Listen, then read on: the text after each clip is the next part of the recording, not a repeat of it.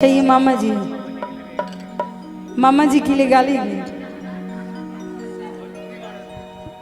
अब भोजपुरी समझ में आता है ना आपको। महाराज जी भी वीडियो बना रहे हैं, यानी भोजपुरी महाराज जी को भी समझ में आ रहा है, और नहीं भी समझ में आ रहा लेकिन आनंद आ रहा है ना महाराज जी।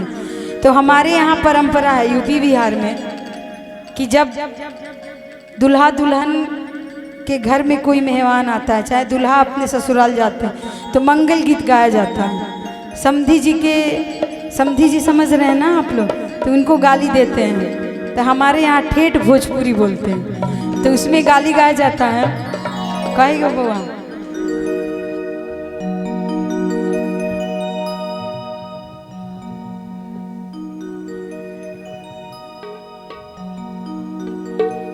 और देखिए भैया आपकी सासू आई हैं कहाँ हैं वो? अच्छा वो बाहर खाना खा रही है। माता जी आपकी, आंटी जी थोड़ा सा सामने आइएगा। हाँ अंकल तो वहाँ बैठे हैं, वो दिख रहा। और कहना है देखिए, जब एक माँ और पिता अपने बेटे की शादी करते हैं तो बहुत खुश होते हैं कि हमारे यहाँ बहू आने वाली है, और ये भी नोटिस करते कि हमारे बेटा को ससुराल से क्या क्या मिला है। नहीं, ये नोटिस जरूर होता है, भले कोई बोलता है कोई नहीं बोलता।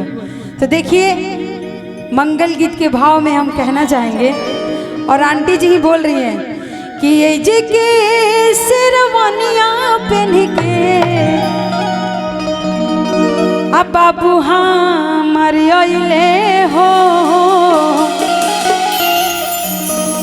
और काहे के समधिनिया खेलड़ी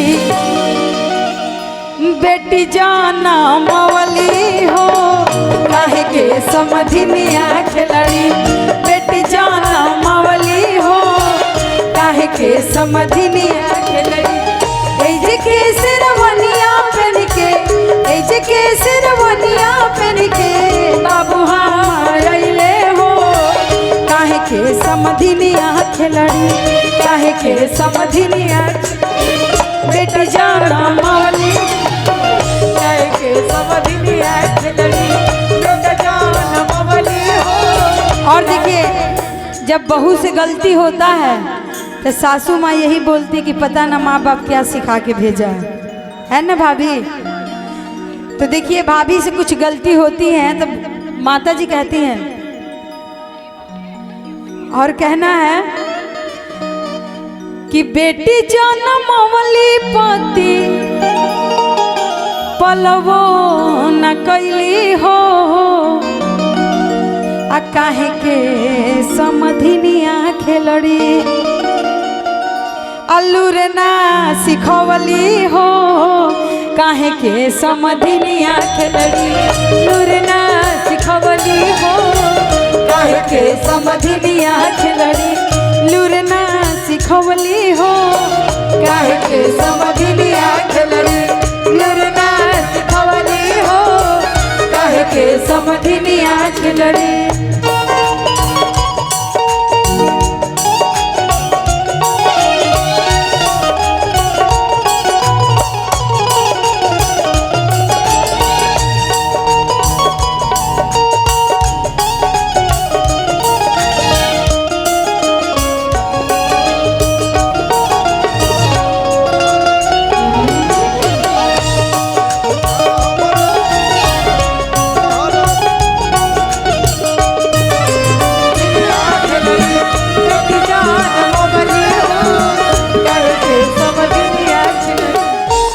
और देखिए हमारे यहाँ परीक्षावन का भी रस्म होता है। जब राम जी के चाहे दुल्हे राजा को परीक्षा जाता है तो गाते हैं उसमें,